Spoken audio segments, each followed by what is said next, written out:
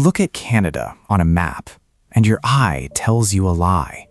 The second largest country on the planet, stretching from the Atlantic to the Pacific to the Arctic Ocean, colored in on every atlas like it's full from edge to edge. It isn't.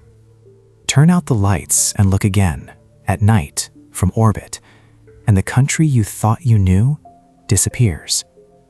What's left is a ribbon, a thin, glowing thread of cities pressed up against a single line on the map, and above that line, darkness stretching for thousands of miles to the pole. You are looking at one of the strangest population maps on Earth, and the line it clings to is the border with the United States. The overwhelming majority of this country's people live crammed into a narrow band along that border, while most of the country's own territory sits nearly empty. Not sparsely settled, empty. Towns 100 miles apart, highways that just stop. This isn't an accident of history. It isn't because nobody bothered to go north.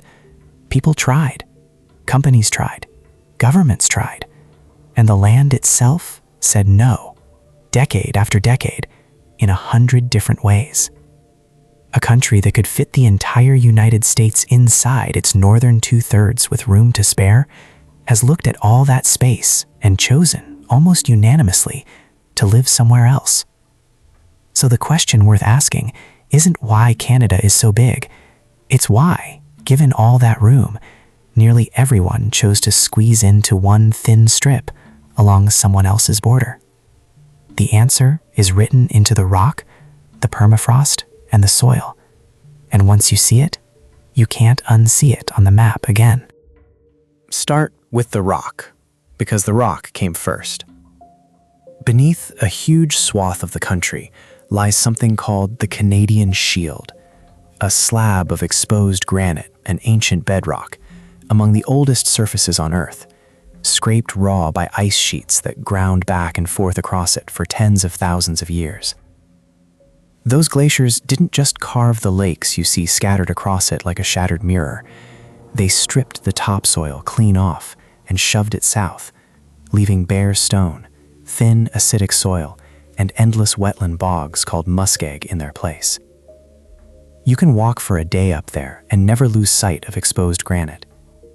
Try to farm that, and you understand immediately why almost nobody does. Soil this thin can't hold nutrients. It can't hold water evenly. It's either drowned in a bog or bone dry on a ridge. Add a growing season cut brutally short by a northern climate, and the math simply doesn't work.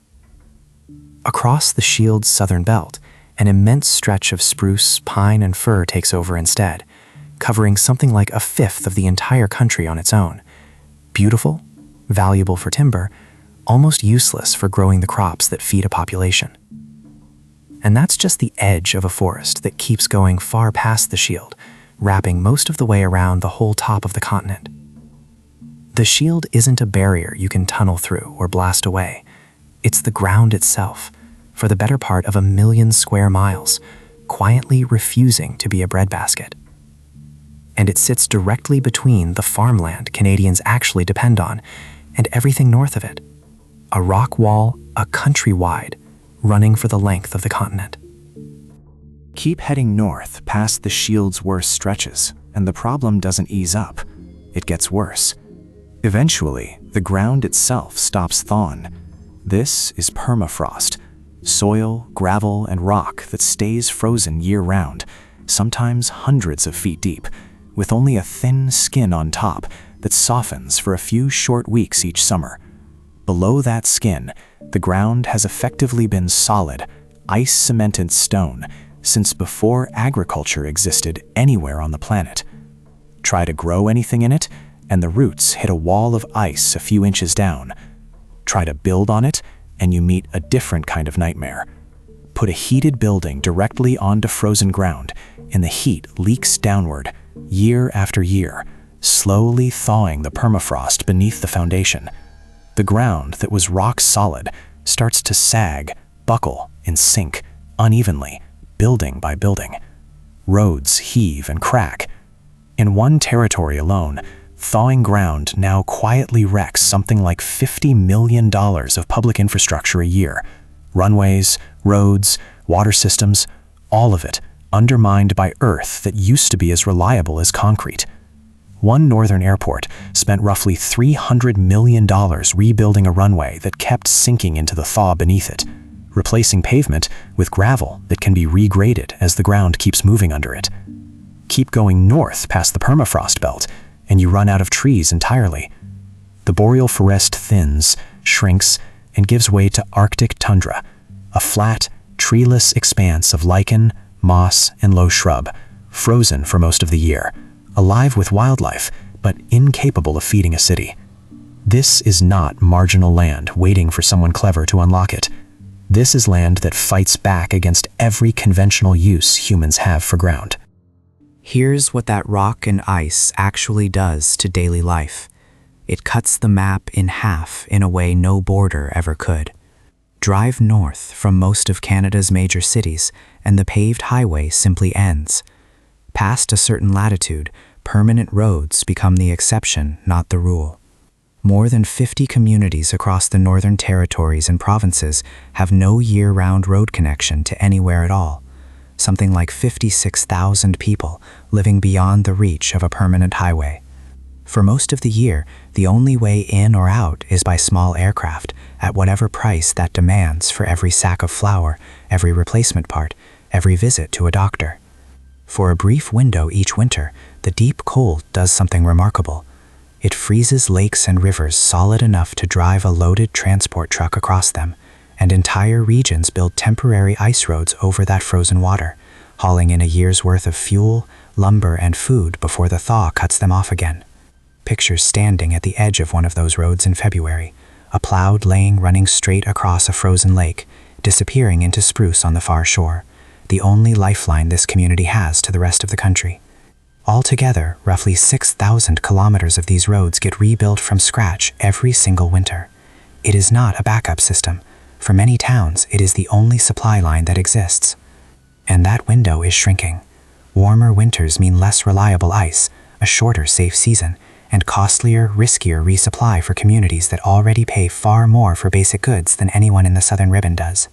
This is what it actually costs to live where the geography says no, not hypothetically, but in the price of milk and the timing of a delivery truck that only exists a few weeks a year. Now flip to the other side of the country's story, the part of the map actually built for people.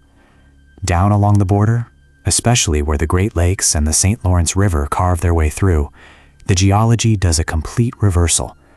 Instead of scraped granite, you get deep, fertile lowland soil, flat, well-watered, generous.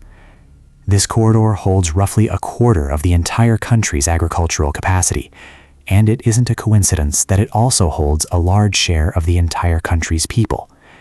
Add a climate with an actual growing season, long enough and warm enough for corn, soybeans, dairy, and orchards, and you have the ingredients for cities, in a way the Shield and the tundra simply never will. Then add water as infrastructure, not just scenery. The Great Lakes and the St. Lawrence Seaway form a navigable highway running deep into the continent's interior, letting grain and ore and manufactured goods move by ship instead of by 100-mile portage. Cities don't grow randomly. They grow where trade routes cross, and this was one of the great trade routes of the continent long before anyone paved a road alongside it. And then there's the neighbor. On the other side of that border sits the largest economy on Earth, and every mile you live from it costs you in shipping time, in supply chains, in access to the biggest market next door. Being close to that border isn't a compromise Canadians settled for. It's a magnet that pulled people toward it for 2 centuries running. Fertile ground, open water, and a market within a day's drive, all stacked on top of each other in the same narrow strip. Picture the traveler standing on the ice road, breath freezing in the air, watching a single truck disappear toward the horizon on a road that will melt back into a lake in a matter of weeks. Now picture that same traveler, a day's drive south, standing in a field of soybeans within sight of a highway interchange and a great lake glittering past the tree line. Same country, almost a different planet, That contrast is the entire story compressed into 2 snapshots.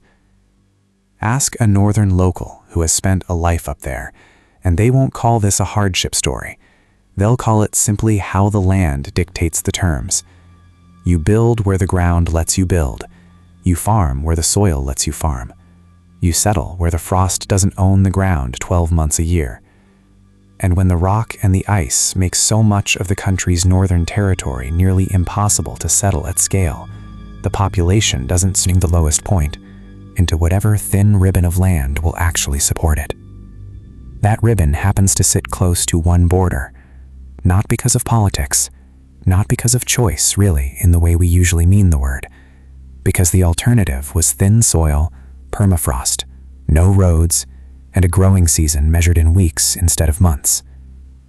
Canada isn't a filled-in country that happens to have a border on its southern edge.